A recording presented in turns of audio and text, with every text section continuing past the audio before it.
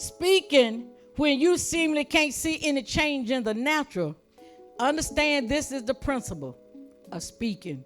The word has to go down all the way to the root first and do what it is supposed to do before you will ever see any visible evidence. That's a principle of speaking. You have to speak the word until that word go all the way down to the root of what you're dealing with. And you got to give that word time to do that. Because sometimes that word has to go past all that bad stuff that you said. Now you're standing on the word and you're saying it. But see, the devil...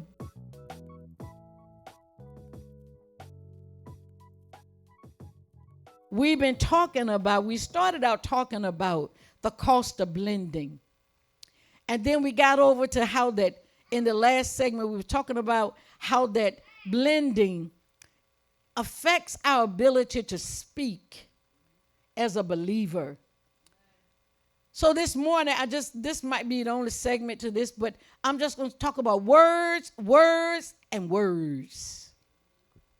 How many of you know words are very important? Words are very important. We use them every day, but they are very, very important. Go to Mark 11, verse 23. Going back there. This kind of our root scripture. Mark 11, verse 23. For verily I say unto you, that whosoever, are you a whosoever? Yes. Shall say unto this mountain, be thou removed and be thou cast into the sea, and shall not doubt in his heart, but shall believe that those things which he saith shall come to pass, he shall have whatsoever he saith. So now what things are coming to pass? And the things that you say. See, the things that you say and believe in your heart. See, it's not enough to believe it if I don't say it.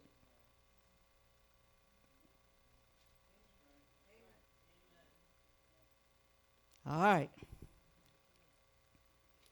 Verse 24, therefore I say unto you, what things soever you desire when you pray, believe that you receive them, and you shall have them. Now, Wednesday night we talked on verse 25. You should have been here. But since you weren't, sorry, we didn't live stream. Can't tell you, go back and watch the video. But anyway, but words are super important to us. Do you agree with that? They really are important. And I'm going to help you share. I'm going to help share this morning how important words really are. Now, let's talk about the purpose of words this morning. Say the purpose of words. We know that words are so we can have effective communication. That's on the low side. We must be able to describe or convey to someone else in the most simplified way our point of view. I should be able to communicate to anybody in this room what I'm thinking. Right? Now I'm communicating with you. However, words reach further than just expressing your point of view. It goes deeper than that. Words shape or fills the gaps between thoughts and reality. You might want to write that down. Words will fill the gap between your thoughts and reality. So what am I saying? We take thoughts and add our own words to that thought and give that thought reality with the word we say about that. See, it's not a reality until I speak it.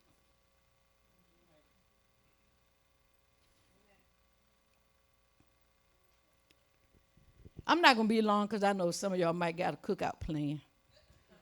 You didn't invite me, so it's okay. I got food to eat. Words are used to create. Words are used to create. Now, I'll talk a little bit more about that as we keep going. But words are not designed just so I can tell you my point of view or to express to you something I want. Words are used to create. So by giving names to our desires, which is important, because if I tell you I want this, And you say, well, what is that you want? I want this. What is that you want? I want this. Until I name it, you don't know what I desire. So naming something is part of creating.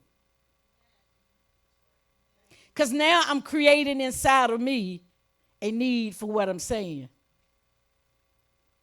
So giving names to our desires, our goals, our vision, we have just taken the first step towards bringing them into existence. But I have to name them. This is why God told Adam, name the animals. And whatever you call them, that's what they'll be. So today, in all the generations, a horse is still a horse. A dog is still a dog. A goat is still a goat. Because Adam named them that. And the name never got changed. So being specific is critical. Because in speaking, it's difficult to relate to somebody when they can't be specific as to what they want. I wanted butter pecan ice cream. I don't want almost. When I want butter pecan ice cream, I tell you that's what I want. Don't bring me strawberry. Even though I like strawberry, that's not what. Because I'm being very specific. That's the way God wants us to deal with him. Be specific. It's part of your ability to create. Therefore, you must, so being specific is very critical. It's very crucial to your speaking ability. Jesus spoke to a particular fig tree. When you read the account over in the book of Luke, Jesus didn't speak to all the trees around because every tree would have died. Right? You realize he only spoke to that one tree. He says, no man shall eat of thee. So he made it specific when he spoke. Nobody will eat from you ever again. So all the trees would have died if Jesus just said, the tree's going to die. You die, tree. Which tree you talking to? Which tree you talking about? See, being specific when you're speaking is critical.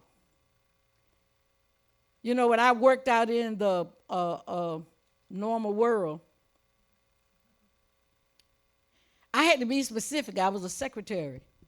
I couldn't tell my boss, well, this thing right here, this whatchamacallit, because I worked among brokers. I worked in the banks. And I understood that the terminology was everything. You could say the wrong term, and you could go to jail. Because it could make the difference. If you put it in paper. Oh, yeah, words are important. All right now. So Jesus spoke to a particular fig tree, not all the trees. That was on purpose. So every invention, every building you see, everything you can see started from a spoken thought.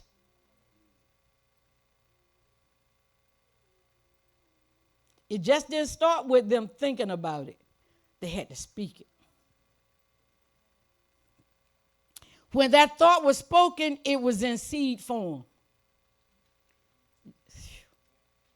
When Jesus spoke to the fig tree, it was in seed form. That's why it just didn't fall over right then and at the moment he said it.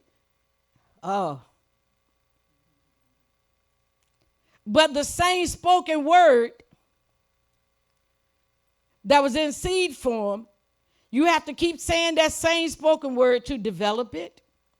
And the same spoken word is what's going to bring the manifestation of it.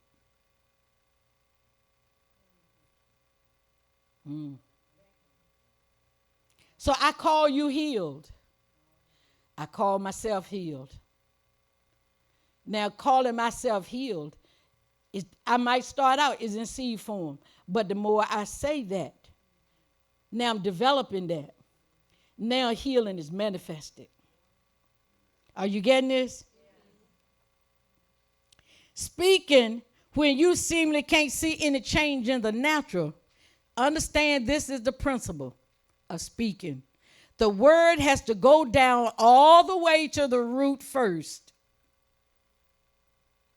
and do what it is supposed to do before you will ever see any visible evidence.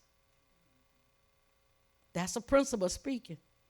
You have to speak the word until that word go all the way down to the root of what you're dealing with. And you got to give that word time to do that. Because sometimes that word has to go past all that bad stuff that you said. Now you're standing on the word and you're saying it. But see, the devil designed frustration so you'll get frustrated at saying what's right. Because what saying what's wrong is normal. It's normal to your flesh. It's very normal to your flesh to say what's negative. Our society run on negatives. That's why the news is terrible, because most of it is negative. So before you see a visible evidence of change, you got to know. So I need to know that the word has to go down all the way to the root first. It's never going to just chop it off at the top and leave it, because the root is still present. When you really want change in your life, your money, your body, your marriage, you'll give this word time to go down to the root that's creating the problem. Because you don't want just a fix. You want resolution. You want this thing to be resolved and never be in your house again. You don't ever want to have to deal with that sickness again. So you got to give the word time to go down to the root.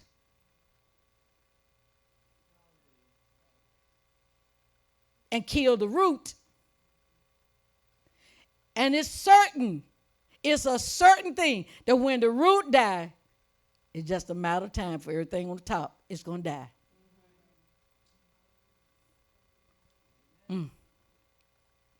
Then words connect us to others. See, words. Words connect us to others. We can build strong ties, strong families, strong communities, and strong churches through words of genuine caring. Not this fake caring. Call me if you need me.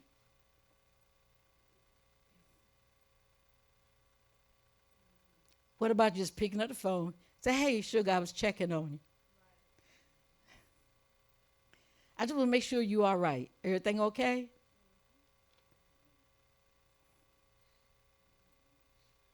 I'm talking to some children out there now that ain't talked to their parents in a minute. You don't lose their phone number when you need them. Did you ever imagine that they might just want to hear your voice without you asking for something?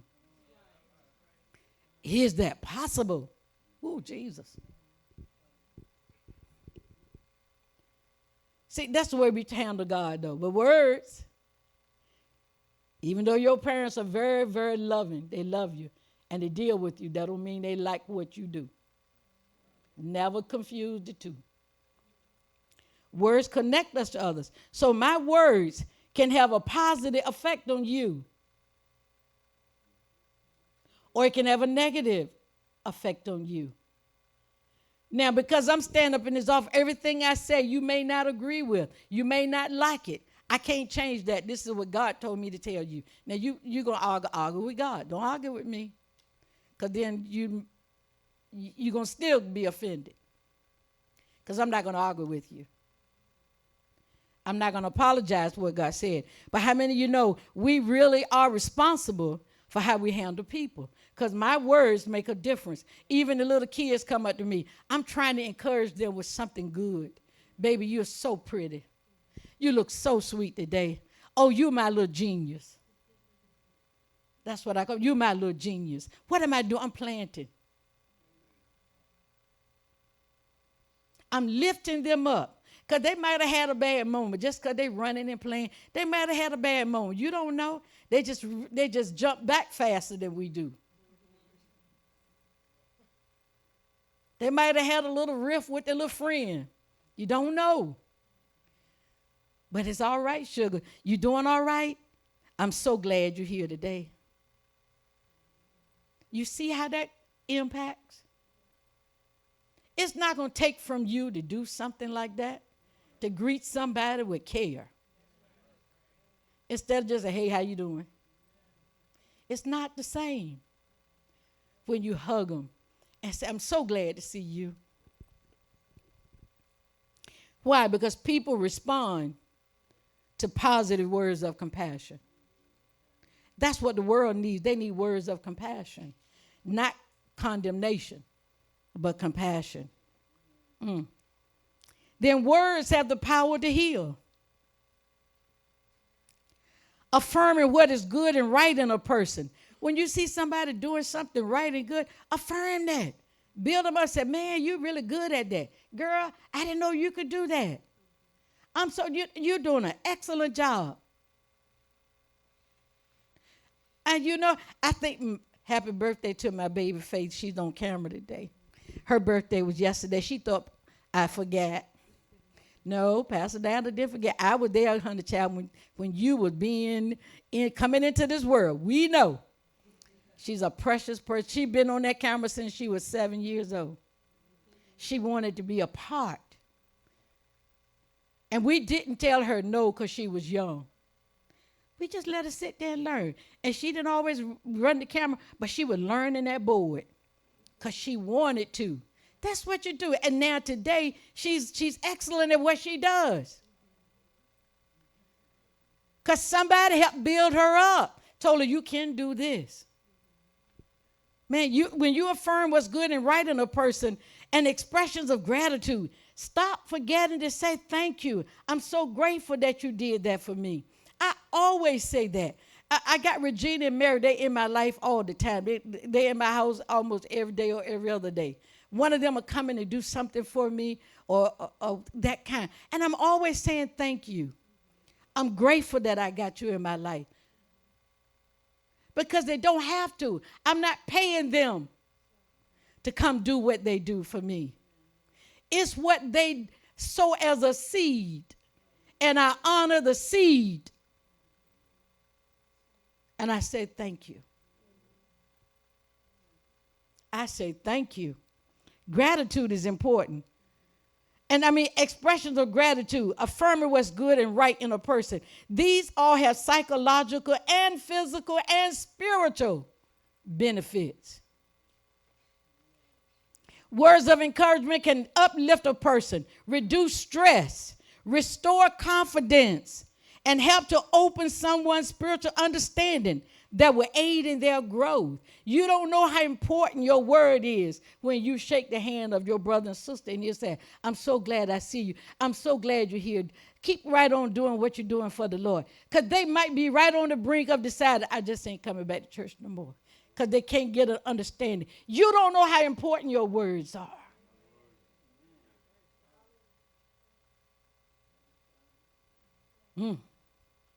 They're very important.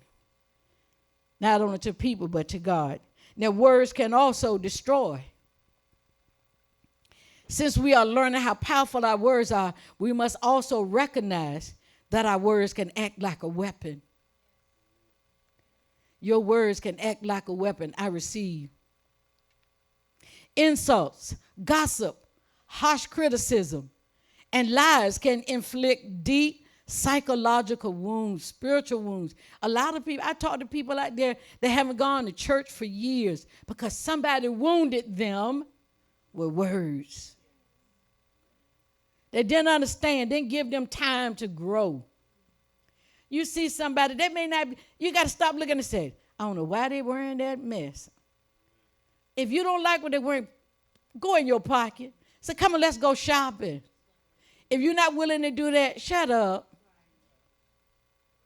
Just shut up. You shouldn't say shut up. That's not polite. Shut up.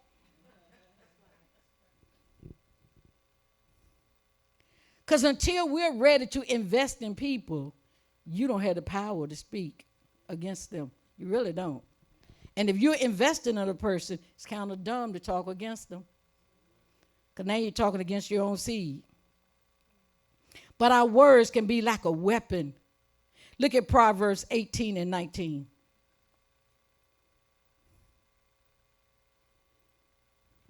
I'm going to be reading this out of the BSB translation. An offended brother is harder to win than a fortified city, and disputes, see, all that little arguing, are like the bars of a castle. So I imprison people with my words that are negative. Now, we're not talking about where you have to correct somebody. But there's a right way and a wrong way to correct somebody. Your intent should not be just to tell them you were wrong. To make sure they understood that they were wrong. It's to make sure they can understand, well, this is not my plan. That's not what I wanted you to do. Do it this way. Can you do it that way? I had to correct people, but I don't want to make them to feel like they don't want to never work again. Be careful that you don't do that in your own household. Why? Because insults, gossip, harsh criticism, and lies can inflict deeply psychological and spiritual wounds. It can damage reputations and destroy good relationships. Negative words. You leave your friend, y'all be laughing and grinning, and then you go and tell them, she got on my nerves today. See, you're talking. She may not hear it, but the enemy is carrying it. And eventually, you're not going to be able to hide it because she's going to sense it. You're going to withhold something, and it's called real friendship. Everybody, most people know when you're really their friend. See, what we think and say are very important. And then words have the power to transform. Look at Romans 12, 1 and 2. I know you know this, but let's look at it together. I beseech you, therefore, brethren, by the mercies of God, that you present your bodies a living sacrifice, holy, acceptable unto God, which is your reasonable service. So he's saying presenting your body is a part of your transformation. I don't want my body to keep acting like it did. I'm not going to keep putting it in places that are going to make it behave like it did. I don't need to do all the dances I did in the world to prove to somebody I can still dance. Now, you put the right song in the church, I can dance. I got a holy dance. I'm making this body do a holy dance.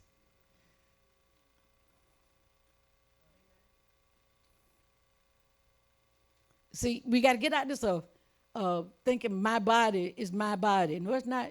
Your body got purchased with the blood of Jesus. Whether you believe that or not, your body is never your own. He says, that's your reasonable service, is to bring your body so I can transform it, so it can do mighty works. And how do I get it transformed? Look at verse 2. And be not conformed to this world, but be transformed by the renewing of your mind. So he says the transformation comes as a result of the word getting inside of you and changing your mind, your heart, and your mind. So you can prove what the will of God is for you. That's why you put the word in you. So you can prove, not God proving it unto you, so you can prove what the will of God is for you. See, words can shift the overall framework of how we perceive, understand, and act.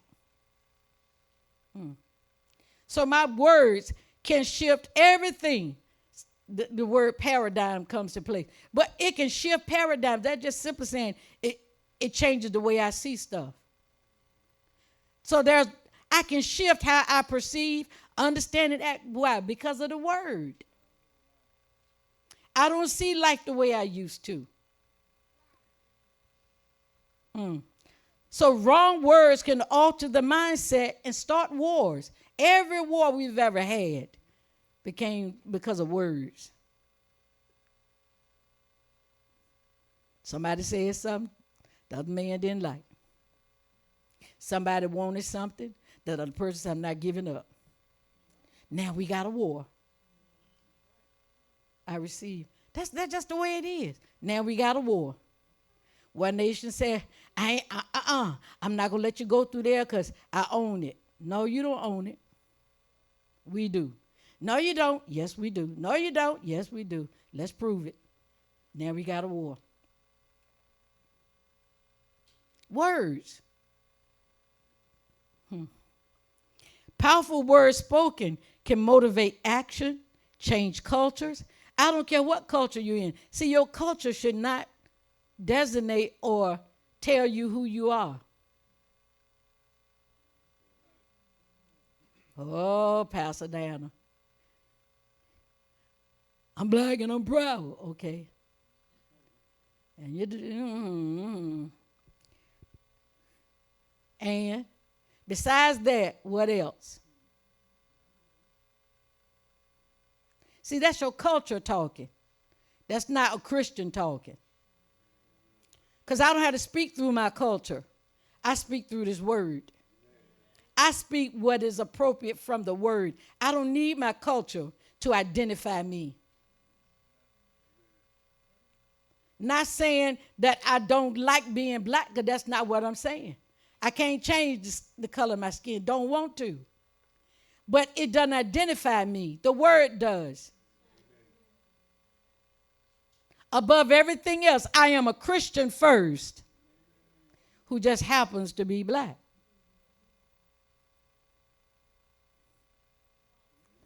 And if I allow this word to, it would change my culture. I don't have to look like some of the people that I grew up with. Y'all know what I'm saying. I don't have to respond to life like them. Because this word is able to supersede over every culture. But if I get stuck in my culture, the word won't work. Because the culture is more important than the word. You might not like me saying that, but that's the reality. Because if I put my culture above this word, then I'm saying my culture has first place and not God. Because you can't have both. You can't serve two masters. You can't serve your culture and God at the same time. And they both be dominant in your life. You're going to have to choose.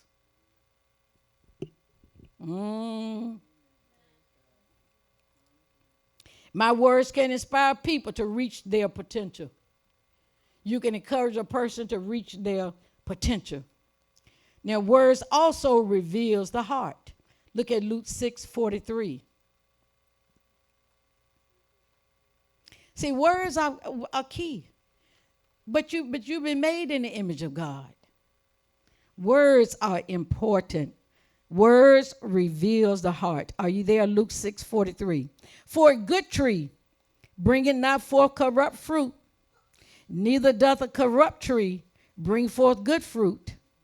For every tree, say every tree, is known by his own fruit. For of thorns men do not gather figs, nor of a bramble bush gather they grapes. So a good man out of the good treasure of his heart bringeth forth that which is good, and an evil man out of the evil treasure of his heart bringeth forth that which is evil. For of the abundance of the heart his mouth speaketh. Ooh. For there is no healthy tree that can bear decayed fruit. You can't keep talking worthless stuff that doesn't build what's good and call yourself good tree. And now you're misidentifying yourself. Jesus said, a good tree can only bring forth good fruit. So when you look at a person, they say, well, the Lord knows my heart. but they still cuss, and and then they've been saved for a minute, and they still cuss. We're not talking about babies in the Lord. We're talking about people that just living away because they think they got this right to live that way. But they still want to hold the title Christian. Because that's convenient when they want to deal with a Christian. Not because they were upholding Christian. I need a Christian help right now. So I'm going to call myself a Christian. But my life doesn't represent anything of the kingdom. And y'all better quit carrying people testimonies for them. Just because they say I'm a Christian.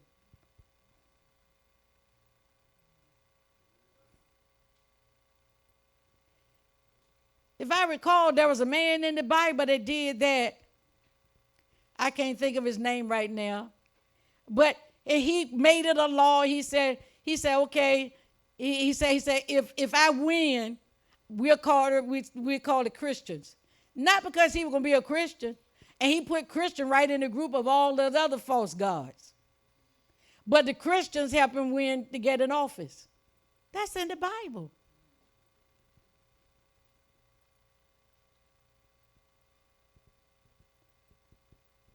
You say, well, what about our president? He didn't say he was a Christian. Did you hear him say it yet? He said, I believe in God. Can you pray for him to become a Christian? Absolutely. Do I behold what he's doing? Absolutely I do. Because you know why? Because God can turn the heart of a king. God can turn the heart of a man. See, I heard what y'all was saying. I heard the comment when I said what I said about that man in the Bible. I heard the comment because somebody thinking, well, President Trump got it off, the Christians put him in there. See, you don't think God got good sense, do you? God heard that. God heard it. That's the man he put in office for the day. Every king in the Bible was not saved. But God used them for the sake of the Christians. And you better know that God is using Donald Trump, not just for the whole world, but for the sake of the believer. He says, but in Donald Trump, God got good in him that he can utilize if people keep believing for the president. That's why you've been called to pray for those in authority. But he says a good tree, y'all know what I'm talking about. He says a worthless tree cannot produce good fruit. Every tree is identified by its own fruit. I was looking at I'm always looking at these things just to show you how to grow stuff. And I was watching how they took the cherry seed and popped that thing open and put it in the ground.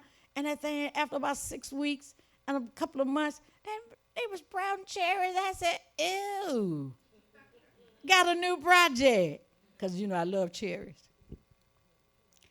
See, good seed is going to produce something good. You're the righteous seed of God. Produce something good. Don't let the devil talk you out of the goodness. Hallelujah. Because out of the abundance, out of your heart, out of your heart, out of your heart. See, when your heart gets filled with whatever you're thinking and saying, this is where the deception comes in. Because one day in church, you're saying, I trust in God. Then you get home and you're like you don't know God. Your heart is being deceived. And if you're not careful, you'll cause your heart to become callous. It'll become like fallow ground. It don't know what to absorb anymore. It'll get to the place where it just doesn't believe anything.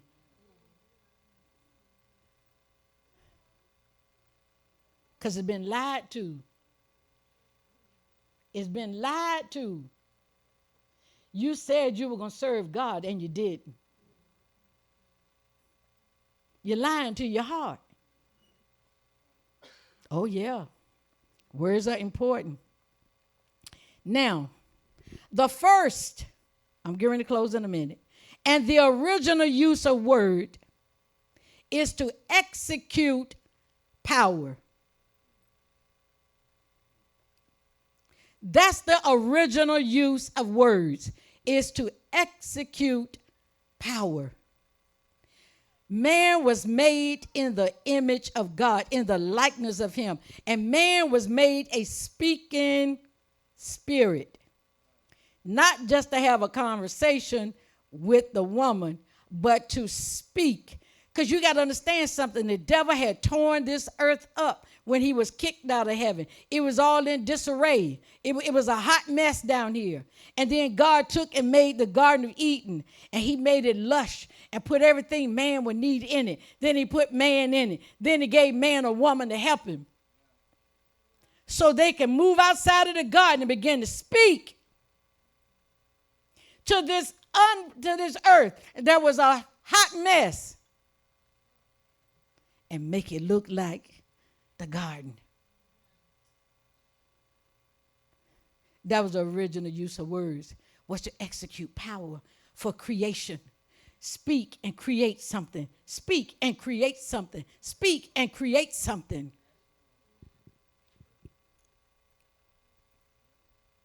That's still the assignment of the believer today, is to speak and create.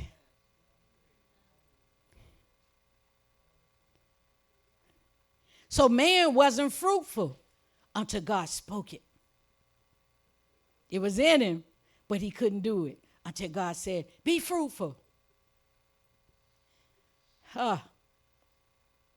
Man couldn't multiply until God said, multiply. God spoke. He was specific. And he told man, be. Be me in the earth. Speak like me in the earth. Everything is under your jurisdiction.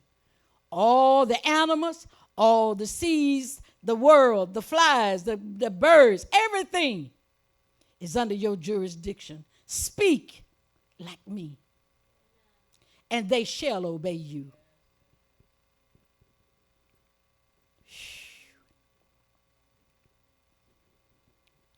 Getting ready to close. Turn to Hebrews 5, verse 11.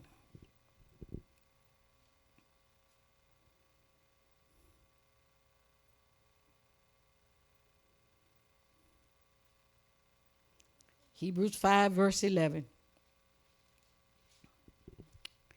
This is Apostle Paul teaching. He says, of whom we have many things to say and hard to speak. He says, I can't speak upon you what I want to speak upon you. There's a reason why. He said, because you're dull of hearing. For the time you ought to be teachers, you have need that one teach you again, which be the first principles of the oracles of God, and are become such as have need of milk and not of strong meat. For everyone that uses milk is unskillful in speaking. They're unskillful in the word of righteousness, for he is a babe. So when my children were learning to speak, I could say that they were imitating me. That's the way you train anybody to speak any language. Say what I say. You tell them their name. I had one child that I sung her name to. That's the way she learned it. Because she's so musically inclined. Just say your name, sugar. But when I say, your name is, she caught it right then. She wasn't even a year old, but I had to sing it to her. But she got it. See, that's what you do with babies. I said that's what you do with babies.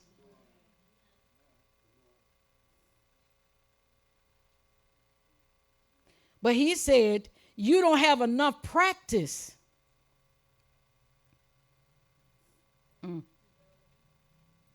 Speaking.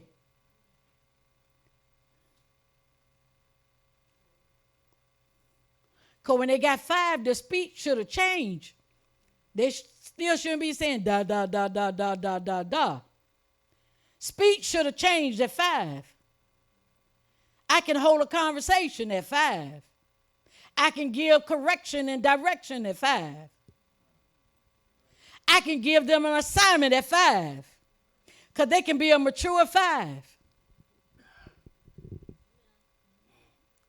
In other words, he said assignments belong to those that are trained, have exercised their ability, their authority. He says, but you're still acting like I got to teach you how to talk all over again. I got to put you back on milk when you ought to be teaching somebody else how to speak,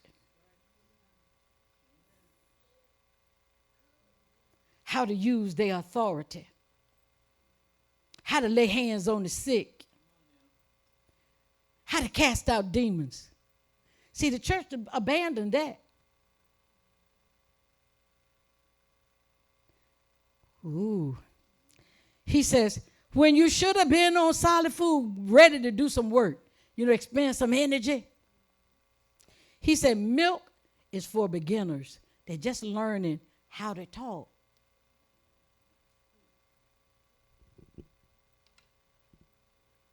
So now you got to put a little bit of pablum, because they still hungry, and they caught between milk and a steak. They want steak, but they can't handle it.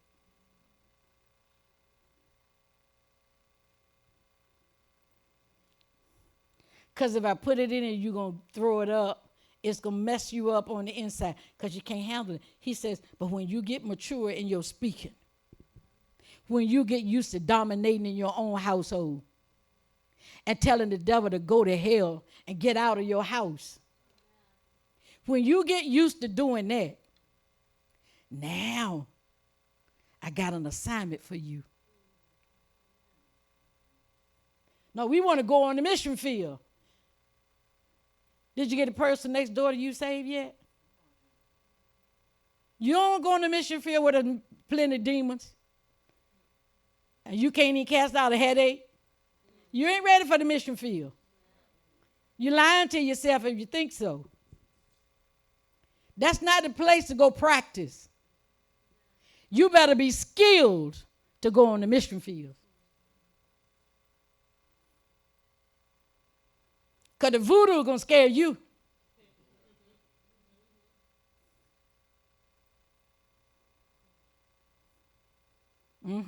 I know. He says, you got to get practice in telling right from wrong.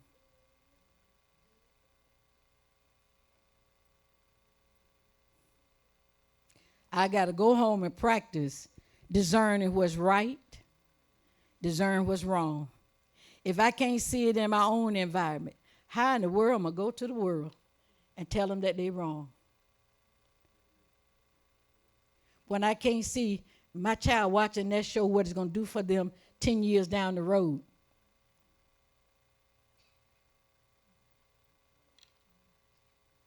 It might seem like it's harmless, but it's planting seed.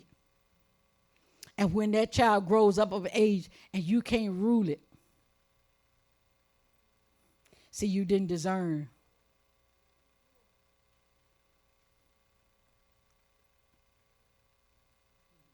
I know, get quiet, it's okay. I know you're learning.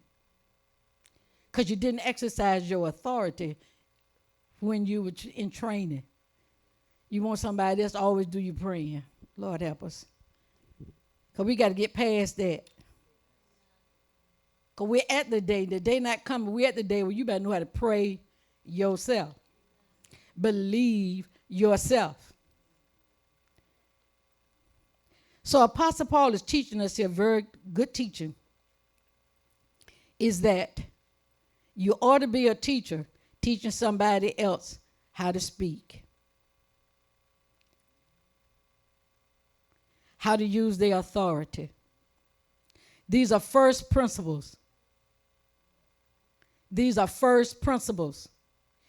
We need to go on to signs, wonders, and miracles, how to get demonstrations in our lives, how to produce the things of the kingdom of God in the earth. He says, but I can't teach you those things yet because you're still talking like a baby. One day you got it, and next day, I don't know what I'm supposed to do. You're so frustrated. How God gonna use you and you stay frustrated? I can't stand it. I'm so overwhelmed. I just want to kick somebody in the butt. How you let you get yourself so overwhelmed? That is not cute. That is a confession of weakness. That's a confession that you don't have enough word in you. So it's not cute. I wouldn't say that. See, a lot of this stuff, these little cliches, you better watch that stuff. All right. Get ready to close.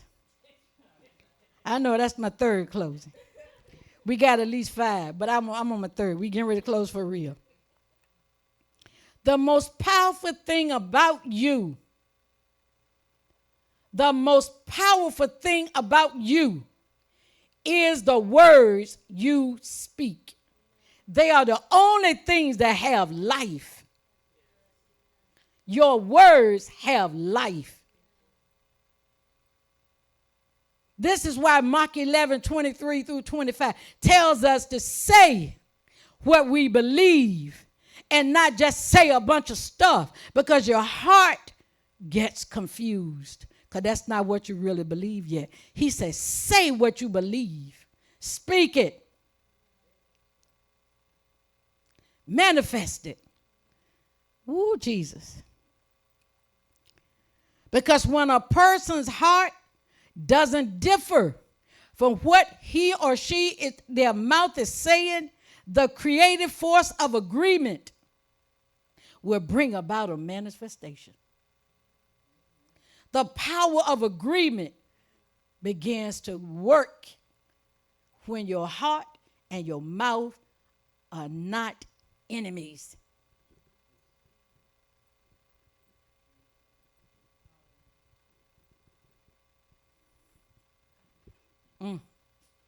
When the heart is persuaded and the mouth confesses it, power to produce is released to bring it to pass. Come on, stand to your feet. This is why we have to watch. The Bible says, put a watch, a guard. You know, a guard is not just somebody that I receive. A guard is not just somebody that just do a little bit here and there. No, he is armed. He's watching for the enemy. He's walking back and forth, looking, because he know he got an enemy. He know he has an enemy. You got to know you got an enemy against your words. And he would try to trip you up and make you say stuff that's contrary to what God needs to get done in your life. Begin to mature yourself by your speech.